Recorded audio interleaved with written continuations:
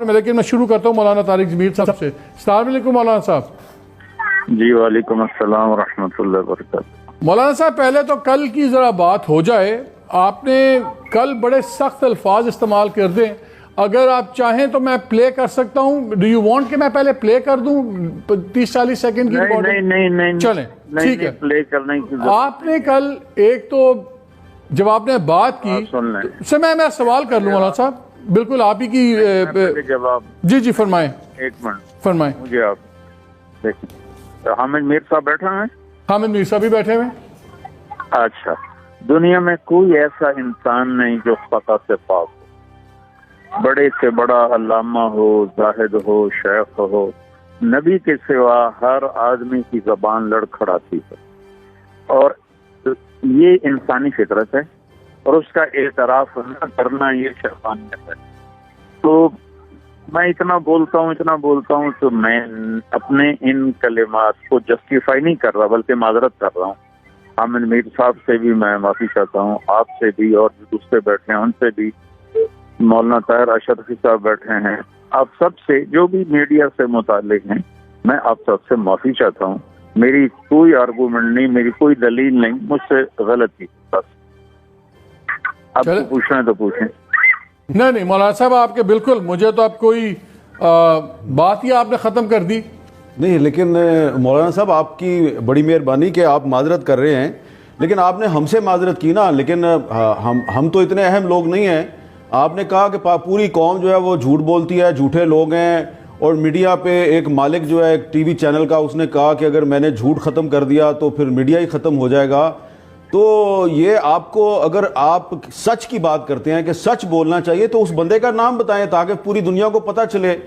आपकी माजरत अच्छी बात है, आप माजरत किया, आप पहले भी माजरत करते रहे। मुफ्ती जरवली साहब जो कहते रहे, हम वो बात नहीं करते आपके बारे में, लेकिन ये तो बताएं ना, हक गोई का मुजाहरा करें, आज सच बोले कौम के सामने। वो कौन सा टीवी चैनल का मालिक है जिसने आपको कहा कि अगर मैंने झूठ खत्म कर दिया तो मेरा चैनल खत्म हो जाएगा? उसका चैनल खत्म हो जाएगा। जी, ये मामला पर्सनल है, एक आदमी की गलती और गलत बोल है, उसको मीडिया पे कहना गीबत है। मैं ये नहीं बताऊंगा, लेकिन मैं ये हल्फन कहता हूँ कि मेरे टॉप 10 में से एक ने कहा, और मैं आप नाम की माजरत कबूल करें, और जो मुझसे गलती हुई मैं उसका एतराफ करता हूँ। नहीं ये बड़ी मेहरबानी आपकी कि आपने बात वाज़ेह कर दी मौलाना साहब। असल में बात ये हो रही थी कि जब आपने बात शुरू की तो आपने पहले इमरान खान साहब की तारीफ़ की और फिर हम बाकी मस्कीनों को रगड़ दिया, तो लोगों ने कहा कि हाकिम वक्त सच्चा, बाकी सारी कौम झूठी।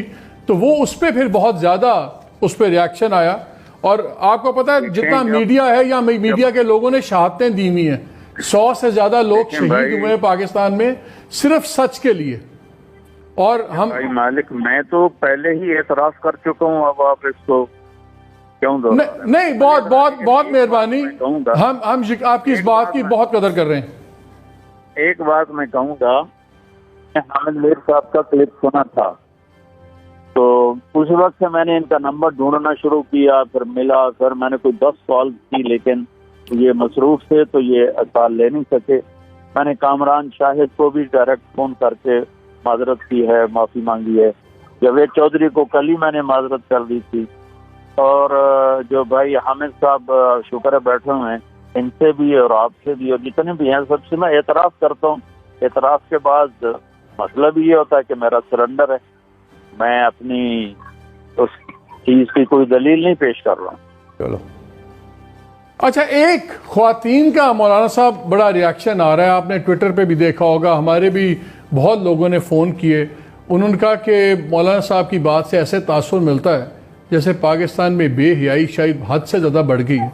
उन्होंने कहा यहाँ एक दिन जो हमारे उलमा हजरात हैं वो कहते हैं इस्लाम का किला है, अगले दिन वो कौम लूत से मिला देते हैं। और कौन सी ऐसी बेहयाई है जो इतनी ज़्यादा फैल गई है कि पूरी कौम उसके गुनाह उठा रही है? तो ख्वातीन का ये सवाल है, मैंने कहा वो भी आपसे लगे हाथ तो पूछ ही लें। ये तो आपका मीडिया खुद बताएगा कि इश्तिहारों में हमारी बच्चियों के लिबास कैसे होते हैं। ये मुझसे क्या पूछते हैं आप? कुछ आप भी तस्लीम करें ना।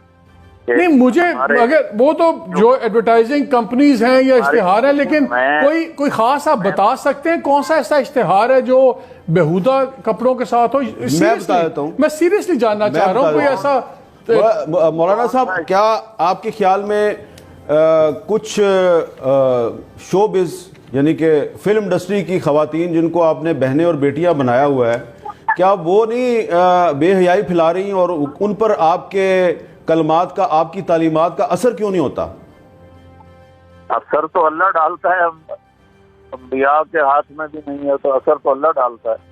میرا کام تو محنت کرنا ہے، کوشش کرنا ہے، ٹھیک ہے، 250 بچیوں کو وظیفہ دے رہا ہے۔ تو اللہ کرے کہ آپ جیسے علماء کے جو زبان سے جو الفاظ نکلتے ہیں اس میں تاثیر پیدا ہو جائے، تو یہ اسی وقت تاثیر پیدا ہوتی ہے جب بندہ جو ہے میرا خیال ہے جب آپ نے بڑی اچھی بات کی، آپ نے خود ہی شروع میں کہہ دیا کہ میرے پاس کوئی جواز نہیں ہے اور بالکل سرنڈر ہے، میں نے غلط بات کہہ دیا۔ اب ہم آپ کی بڑی عزت کرتے ہیں اس بات پہ، لیکن آپ سے بس یہی ریکویسٹ ہے، کیونکہ جب آپ نے یہ بات کی تو وہ ایک چینل پہ بات نہیں کی، اس وقت پاکستان ٹیلی ویژن، اس وقت 7-8 سب سے بڑے چینلز سارے تمام ملٹیپل ٹیلی کاسٹ کر رہے تھے، جس کو کروڑوں لوگ دنیا سے دیکھ رہے تھے۔ آج جو آپ نے میرے سے بات کی، آپ نے جاوید چودھری یا کامران سے بات کی، یہ بڑے ایک لمیٹڈ سرکل تھا۔ وی ہوپ کہ آپ کے جب دوسرے بھی آپ کے ایونیوز ہوں گے، آپ مہربانی سے وہاں پہ بات کلیئر کریں گے، کیونکہ صحافت بھی پاکستان میں ایک فیوریٹ بن گئی ہے، ہر کوئی اس کو رگڑ دیتا ہے۔ جتنی آج سچائی ہے، ہم نے کبھی نہیں دیکھا کسی مولوی اور عالموں کو کسی بڑے سیٹ پہ بات کرتے ہوئے، کسی ویسٹڈ گروپ پہ، یا کبھی ڈیموکریسی اور ڈکٹیٹرشپ کی جنگ ہو۔ صحافی ہی جان اس ملک میں کھو رہے ہیں، اور یہ بڑے بڑے اسکینڈل جس کے خاموشی کے کروڑوں مل سکتے ہیں، وہ ننگے کر کے سامنے ساری زندگی کی دشمنیاں پالتے ہیں۔ تو ہمیں مدد چاہیے آپ جیسے لوگوں کی۔ بھائی مالک آپ کیوں بات لمبی کر رہے ہیں؟ جب میں سرنڈر کر لیا، اپنا اعتراف کر لیا، آپ دلیلیں مجھے نہیں، میں چاہ رہا ہوں آئندہ ہمارے ساتھ کھڑے ہوں۔ ہم آپ سے ہماری آپ سے جنگ نہیں ہے مولانا صاحب، آپ کی آواز ہے، کروڑوں آپ کے چاہنے والے ہیں۔ میں چاہتا ہوں کہ آپ جیسے جو لوگ ہیں وہ ہمارے ساتھ کھڑے ہوں، لوگوں کو سمجھائیں۔ ہمیں آپ سے کوئی لڑائی نہیں ہے ہماری۔ میں کھڑا ہوں، آپ کے ساتھ کھڑا ہوں تو مالک بھائی، میں بندہ ناچیز ہوں، خطا کا پتلا ہوں، مجھ سے خطا ہوئی، میں بالکل اعتراف کرتا ہوں۔ بڑی مہربانی مولانا صاحب، یہ بھی بڑے دل کی بات ہے جو آپ نے یہ ویسے بات کی ہے، ہم آپ کی بہت عزت کرتے ہیں، بہت شکریہ ہمارے سے بات کرنے کا۔ ایک بات میں کلیریفائی کر دوں کہ پاکستان کے علماء کی ایک بہت بڑی تعداد جو ہے وہ ایسے صحافیوں کے ساتھ کھڑی ہوتی ہے جو کہ حق اور سچ کے لیے آواز بلند کرتے ہیں۔ تو نہیں، مولانا صاحب نے اب کہہ دیا تو اب ٹھیک ہے، لیکن آپ نے کہا نا کہ علماء جو ہے وہ بات نہیں کرتے۔ میں آپ کو بہت سے علماء کے نام دے دوں، کیونکہ دیکھیں ہماری جو تاریخ ہے نا مالک صاحب، یہ بات ہمیں کرنی چاہیے کہ ہم یہ دیکھتے ہیں کہ آج کل میڈیا میں ان علماء حضرات کو بڑی اہمیت ملتی ہے جو ایوان اقتدار کے قریب ہوتے ہیں۔ ہمارے پاکستان میں اکثریت کن کی ہے؟ حنفیوں کی ہے نا؟ نہیں، امام ابو حنیفہ کو ماننے والوں کی ہے نا؟ تو امام ابو حنیفہ جو ہیں، جب ان کو حاکم وقت نے کہا کہ آپ میرے چیف جسٹس بن جائیں، انہوں نے جب انکار کیا تو خلیفہ وقت نے غصے میں آ کے ان کو جیل میں ڈال دیا۔ اسی طرح آپ دیکھ لیں امام مالک ہیں، ان کو کوڑے لگائے گئے، امام شافعی کو کوڑے لگائے گئے، امام جعفر صادق جو ہیں ان کو گرفتار کیا گیا۔ ہم جن علماء کو ماننے والے ہیں، جن مجتہدین کو ماننے والے ہیں، وہ حاکم وقت بادشاہوں حکمرانوں کے سامنے وہ سیسا پلائی ہوئی دیوار بن جاتے تھے، وہ ان کے پاس جا کے دربار میں جا کے حاضریاں نہیں دیتے تھے، نہ ہی سلام کرتے تھے۔ مولانا صاحب آخری بات آپ کا فائدہ اٹھا لیں، میری غامدی صاحب سے بات ہو رہی تھی تو انہوں نے کہا کہ جو تراویح ہے حقیقتاً اگر آپ گھر میں پڑھیں تو اس کا زیادہ ثواب ہے، اور یہ مسجد کے لیے نہیں، یہ گھر ہی کی عبادت ہے در حقیقت۔ یہ تو اب ڈاکٹرز بتائیں گے کہ مسجد میں جانے کے حالات ہیں یا نہیں ہیں، یا جو بڑے فتوے والے حضرات ہیں وہ بتائیں گے۔